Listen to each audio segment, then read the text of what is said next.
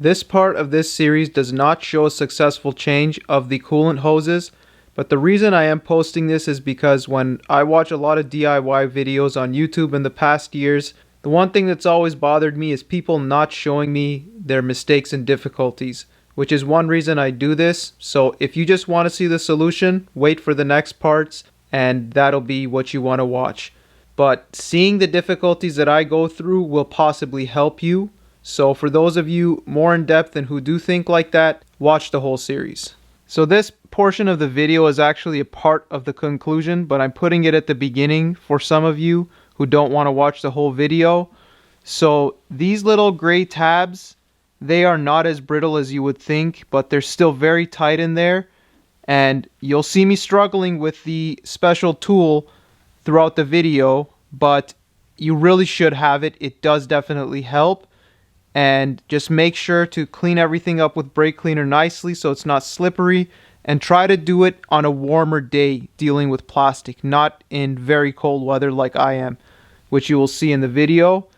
And the other thing is, I'm going to mention the AWD silicone hoses.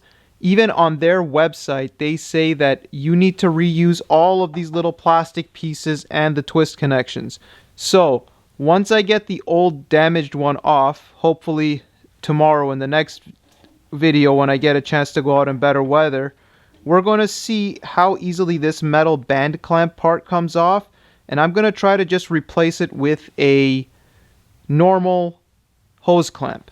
So this piece, I might even return it. Okay, now for those of you who want to do performance modifications, I would definitely say just buy the hoses from AWD. I think they're like $60 plus shipping, and do the full replacement on all of them and call it a day, because they're definitely going to be stronger. Do I think it's necessary? No. If we can change these hose clamps, these hoses should be plenty strong enough for anything like a stage 1 car. If you're not able to use a special tool, the screwdrivers will help.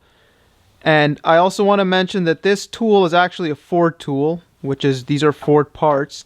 But even if you see other videos on YouTube of people doing this stuff easily with screwdrivers or with the tool, you got to make note that a lot of those focuses they're working on have a lot of hand space in the back. The Volvo T5 block does not have that much hand space for you to get in and to the left and right of both of the connections that are actually into the firewall. So getting in there is much tougher, which is why I do encourage anyone actually who wants to do this job to watch the full series so that you can see the struggles that I have in cold weather and take your decision making from there.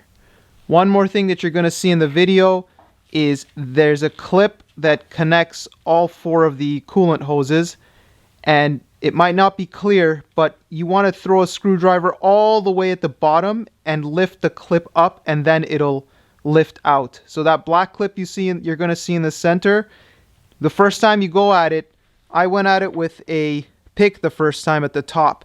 There's so many things that look like latch points on that you're going to try different things, but I'm telling you, you have to go way under, pry it out, and then lift up, and it doesn't fully come out. And I'm pretty sure it's going to slide out once all of the hoses are out. Robert DIY, which is a very great Volvo channel on YouTube, also has an S40 changing a bunch of coolant hoses to silicone. I went through that whole video and he doesn't touch the heater hoses. Not that he wouldn't have solutions for it, but that video doesn't contain these particular hoses. So there's lots of other places these Volvos can leak from, but our focus is the heater hoses and hopefully finding modifications to the existing hose that's damaged so that we can even return this part and save you guys more money and keep these things on the road. The special tool definitely does help regardless of what I say in the video sometimes when I get frustrated. In this video, we will continue the process of changing the heater hose on the V50. The items on the back of the table are discussed in part 1, so I'm only going to go over the new stuff.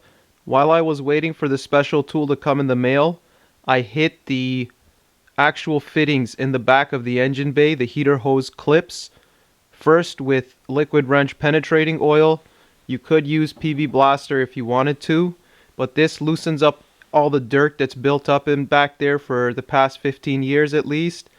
And the important thing is you need one of those red spray nozzles because it's too tight to have the bottle in any way inverted.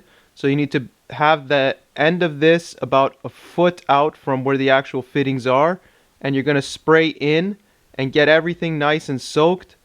Then you're going to leave that for about an hour. Then you're going to come back and hit it with the brake cleaner.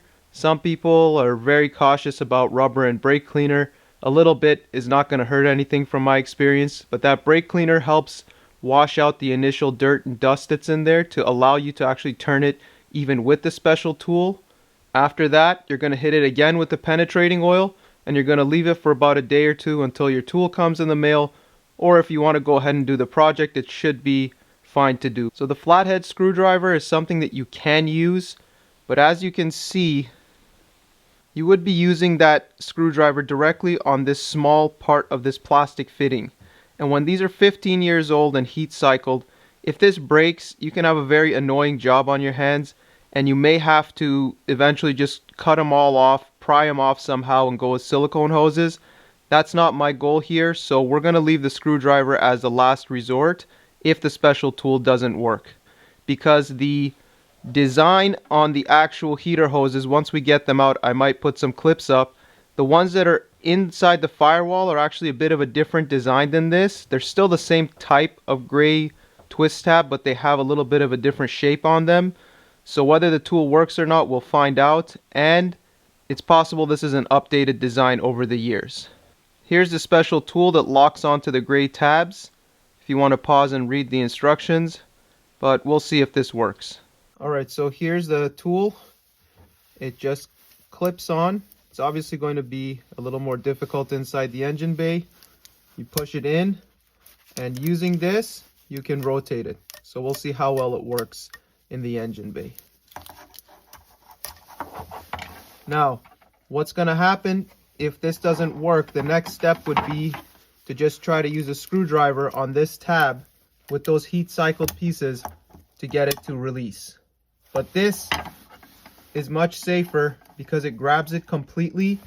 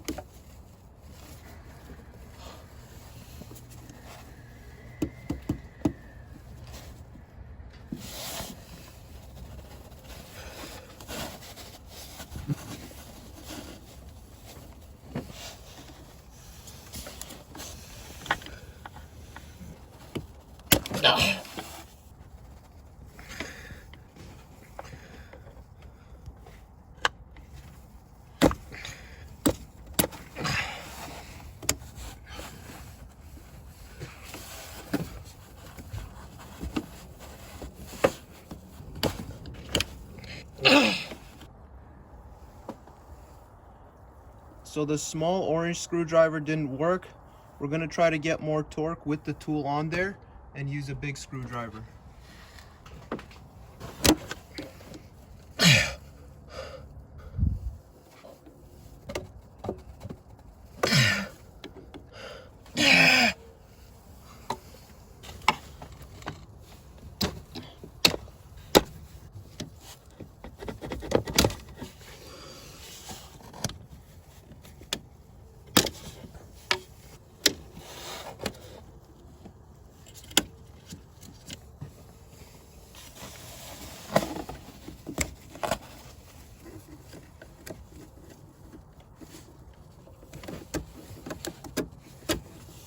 Hopefully you can see the arrows, but it was in the lock position. The little arrows for the unlock position are here. This would have been better off the other way, but I couldn't get it to slide on. It's still enough grip to grab it when it's like this, but it just slightly popped off this one here where I had better grip. So we'll see how it keeps going. See, I'm doing two hands down there, but that bottom piece and this one, they both have a tendency to just jump up and slip. We're gonna hit it with some brake cleaner to maybe get the oil off, but that's not what's causing the slippage.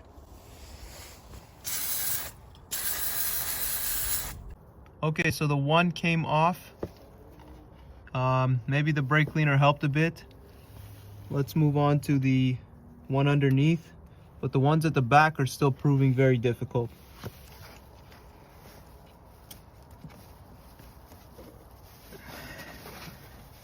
Alright, so the bottom hose didn't have any markings for lock and unlock. You can tell just by the tab position. So I slid it towards myself, which means towards the front of the car. The tool really did help for this.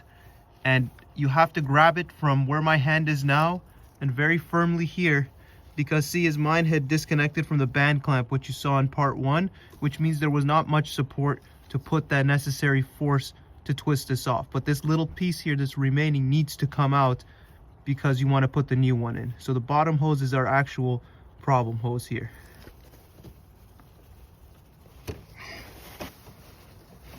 Okay guys, so I was actually dreaming, thinking that I had moved the gray piece here. It's actually rotating from this section here. So this metal band clamp is not doing much. Absolute Ford junk design that Volvo decided to take on. Every time I come to twist this, what's actually happening is this plastic piece is rotating where this hose and this band clamp are in here. So let this be a sign that this one has not damaged, but it's on its way out. So getting any kind of hold on this on these two sides is going to be very difficult. And if this doesn't happen, I'm just going to have to go with the silicone hoses. Just make sure to put all of the pieces back where they are so that bugs and critters don't go in there, because they like the taste of coolant. Now for that piece on the bottom that I'm struggling to remove, the little piece, because it's all wobbly, you would think that undoing the bottom hose clamp is the way to go and then get that out on a bench. For the top hose, you can do that. The conventional hose clamp on the other end of the hose is accessible, but the bottom one is way hidden down underneath and you'd need to move other components to get it out.